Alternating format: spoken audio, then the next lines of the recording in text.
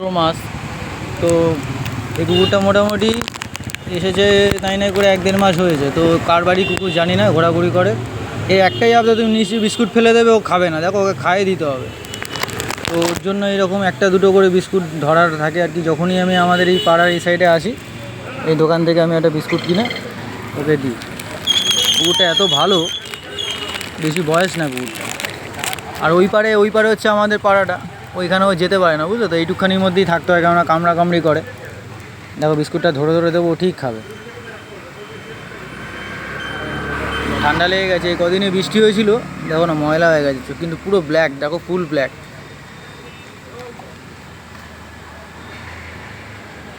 যতটা চেষ্টা করি ওকে যাতে না খেয়ে থাকতে হয় সেই ব্যবস্থা করার।